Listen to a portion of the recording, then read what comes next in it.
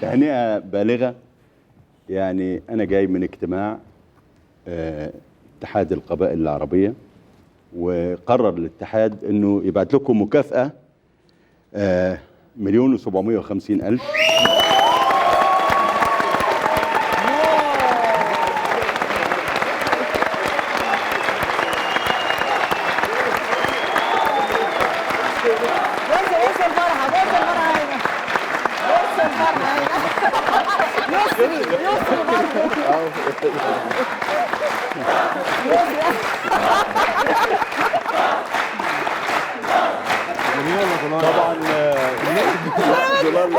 طبعا كابتن احمد علي مسعود هياخد 250,000. مبروك يا كابتن، مبروك يا محمود.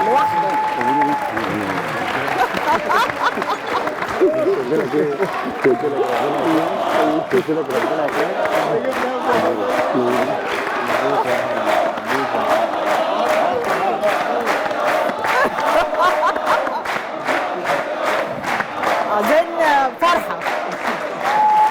أنا بسلم كابتن مرزوق المبالغ الحقيقة ل 19 لاعب ولاعبة، وكلنا فخر وكلنا تقدير ليكم ولأدائكم وحبكم للوطن واجتهادكم. واتحاد القبائل العربية الحقيقة من ضمن رسائله هو تشجيع المواهب والوقوف جنبها دايما، واعتقد ان دي هتبقى بداية. شكرا.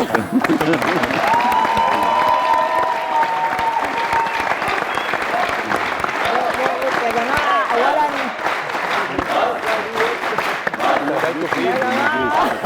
لحظة واحدة، احنا بس عايزين زي ما بيقولوا ايه، نرتب الكلام. دلوقتي في ظرف بيستخبى كده ورا.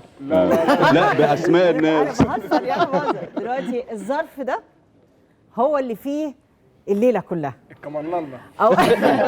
اولا كان عندكم فكره ان في مفاجاه من النوع ده؟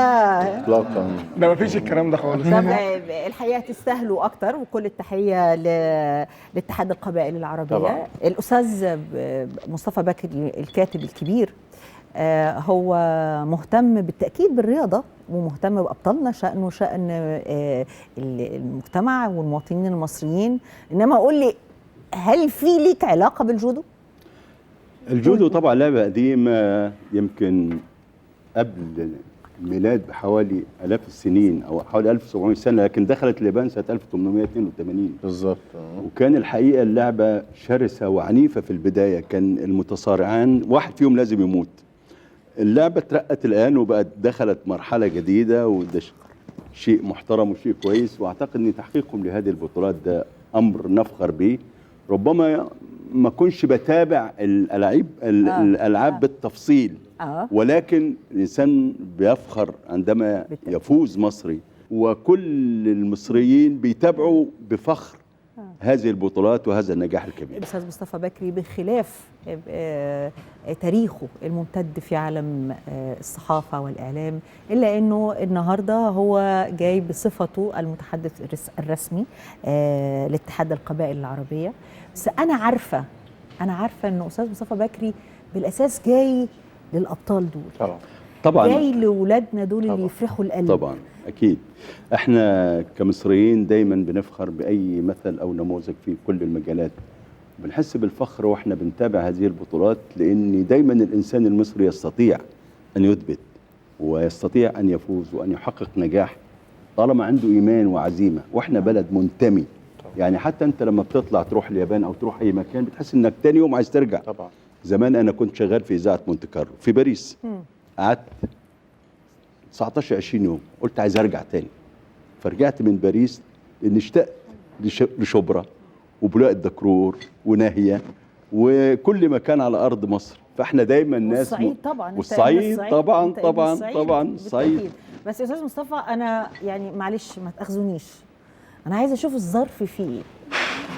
لا هو في كل واحد باسمه. طب ما يعني كل واحد باسمه. بص انا حاسه انه قلبهم مش مطمن. يعني كابتن مرزوق اكيد لا، هم هياخدوا المكافأة يعني كل واحد اسمه وعليه. يعني ده مبلغ ولا شيك؟ فريد لا شيك باسمه. طب معلش اطمن احنا المساله ده اطمن قلبهم. مساله برضه هو في مطمنين. لا هم كده مستنيين لا حلو، ارقام معقول. لا حلو. 100,000 وبتاع طب بصوا حلو، بص انا هقول لحضرتك على حاجه. بص يا استاذ مصطفى، حضرتك قلت الرقم الاجمالي، رقم اكيد معتبر، انما اكون سعيده من غير ما تقول رقم كل واحد، تنادي على كل واحد وياخد الظرف بتاعه، ودي هتبقى يلا يا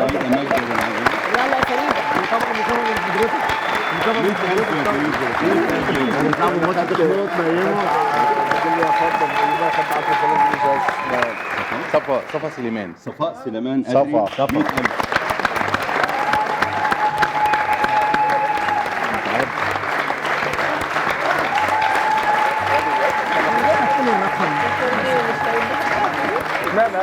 مبروك يا صفاء، مبروك يا صفاء.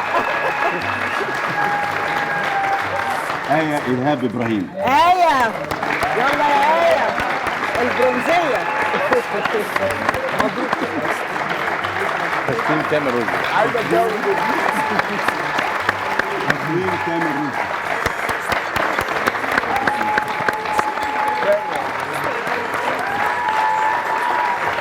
كريم أحمد صبحي. كريم أحمد صبحي. كابتن كريم. سألوا عليك لا مش هتقوم، بطل وحلوة منك دي يا قلبي يا جبل، بطل مش سهل برضو انت مفيش زيك خطر، بطل وحلوة منك دي يا قلبي يا جبل، بطل مش سهل برضو انت مفيش زيك خطر.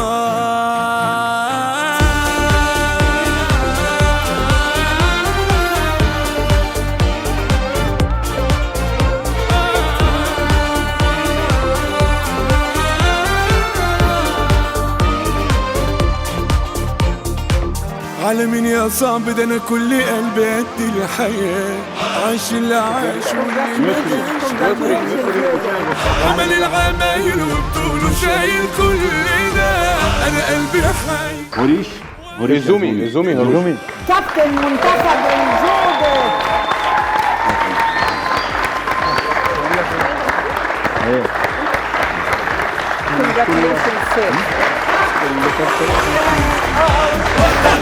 حلوة منك دي يا قلبي يا جبل، بطل مش سهل محمد علي رشوان. كابتن محمد علي رشوان. بطل وحلوة منك دي يا قلبي يا جبل. أنا بشكركم جميعا، بشكر مدام منى وبشكر كابتن رشوان. الله يكرمك. بشكر كابتن مرزوق، وربنا يوفقكم. شرفتنا أنا لازم أشكر وفرحتنا. حضرتك.